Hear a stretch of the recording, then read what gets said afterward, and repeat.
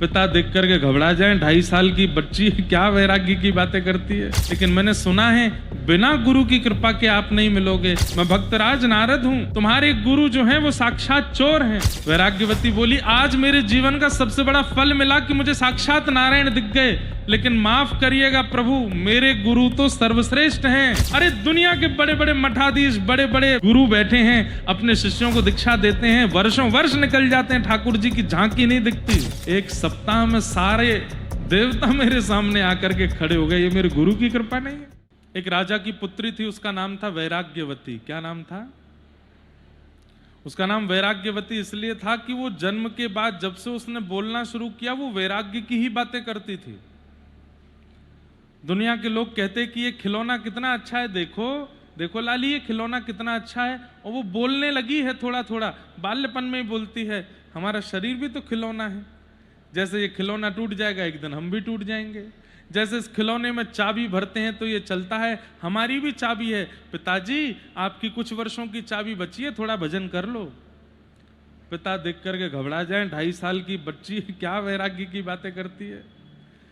कोई पुष्प ला करके देता, देखो ये पुष्प कितना सुंदर है, और वो वैराग्यवती उस पुष्प को देख करके कहती क्या सुंदर है, थोड़ी देर रुकने दो, थोड़ी देर बाद पतझड़ जैसा हो जाएगा, सूख जाएगा, पत्ते बिखर जाएंगे। हम सब भी ऐसे ही हैं, जैसे फूल डाल पर होता है परम सुंदर लगता है, डाल से टूटने के बाद धीरे धीरे धीरे धीरे बिखरने लगता है। हम सब भी ऐसे हैं, जब तक राम जी की सन्निधि में तब तक सुंदर लग रहे हैं, जिस दिन बिखर जाएंगे, दूर हो जाएंगे, बिखर जाएंगे। बच्चे दूर भागते थे, रिश्तेदार दूर भागते थे। परिवार में नव दंपतियों का ब्याह हुआ, दोनों पति पत्नी प्रणाम करने के लिए जब आए तो वैराग्यवती के पिताजी राजा थे, उनको प्रणाम करने लगे। वैराग्यवती से बोले हमारा ब्याह हुआ है, तुम भी कुछ अच्छा भाव सुना दो। वैराग्यवती बोली सुन पाओगी? बोले क्या बात है, बोलो। जा प्रियतम सो प्रीति घनेरी, सो देख डर जई हैं। जिस प्रियतम से तुम इतना प्रेम करती हो, जिससे 7 फेरे लेकर के आई हो, एक दिन ये पधार जाएगा, और इसके मरने के बाद इसका शव जब देखोगी तो उससे भी डर लगेगा तुमको। अरे मृत्यु के बाद यदि पति कहीं किसी झाड़ पेड़ के ऊपर अगर बैठा दिखाई भी दे दिया तो डर के मारे उसके नीचे से नहीं जाओगी तुम, और अपने आप को प्रियतमा कह रही हो। मन पंछी उड़ जाई हैं, जा दिन मन पंछी उड़ जाई हैं, ता दिन तेरे तन तरुवर के सबई पात झड़ जाई हैं। नव दंपति बेचारे देख करके भागे वहां से, रोने लगे, ये कैसी बातें बोलती है। पिता ने कहा बहुत हो गया, तो एक काम कर, बाहर कुटिया बनवा देते हैं, तू महल के बाहर रहा कर। बोली पिताजी इससे बड़ा सुख तो कुछ है ही नहीं, मैं तो चाहती हूं कि मैं तो युवा अवस्था में महल छोड़ रही हूं, आपको तो कब का चला जाना चाहिए था वन में जाके भजन करना चाहिए था। अच्छा है मैं तो युवा में ही चली जाऊंगी बाहर, लेकिन आप भी प्रतीक्षा करो कब जाओगे। ऐसी बातें करती थी। महल के बाहर पिता ने अच्छी व्यवस्था करके कुटिया बना दी, उसमें वैराग्यवती रहती थी, अपने ठाकुर जी की सेवा करती थी।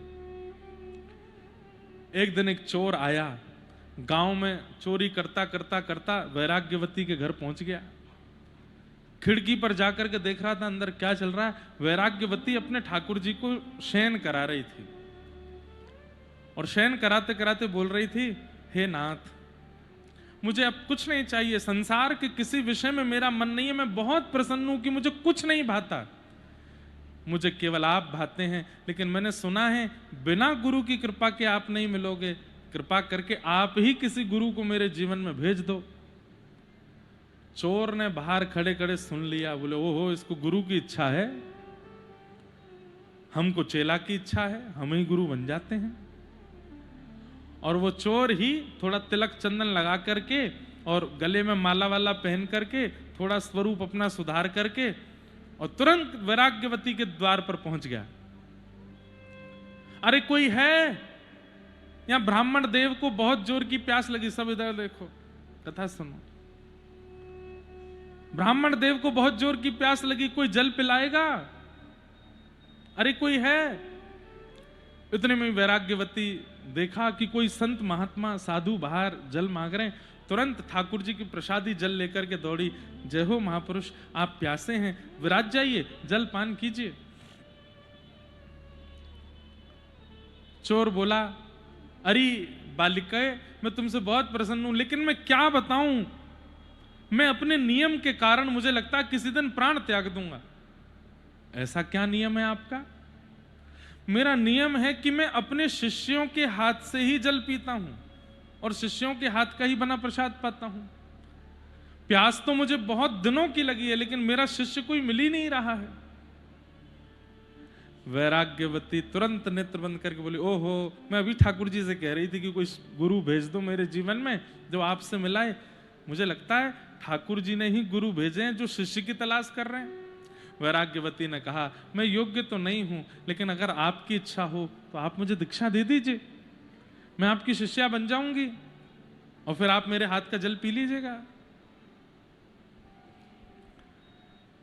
हाँ लाली, ये तो बढ़िया। अब उसको कुछ नाम मंत्र आते होंगे ठाकुर जी के, नाम याद होगा, कान में नाम बोल दिया, तिलक लगा दिया, गले में कंठी पहना दी, अब तुम मेरी शिष्या होगी। जल पान किया। गुरुदेव आपकी बड़ी कृपा। अब देखो यहां पर गुरु छलिया है, लेकिन शिष्य के चित्त में पूर्ण विश्वास है कि ये मेरे गुरु हैं।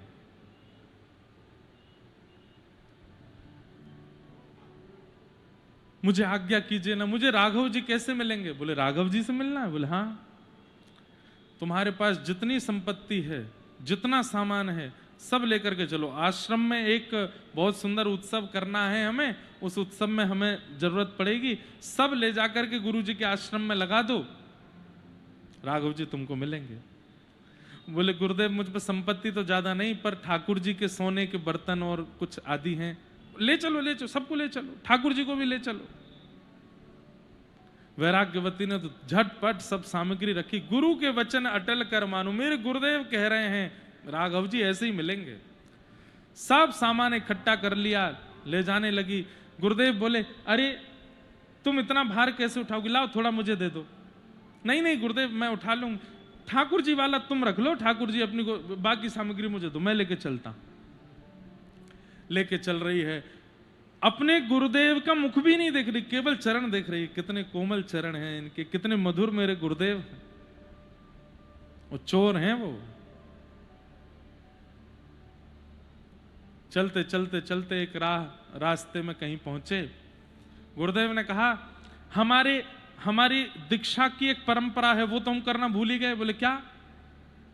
बोले इस पेड़ के पास खड़ी हो जाओ। वैराग्यवती खड़ी हो गई, उसको रस्सी से बांध दिया वैराग्यवती को, और कहा ये सामान सब हम ले जा रहे हैं, आश्रम पर रख के आते हैं, जब तक हम आश्रम जाएंगे और लौट के आएंगे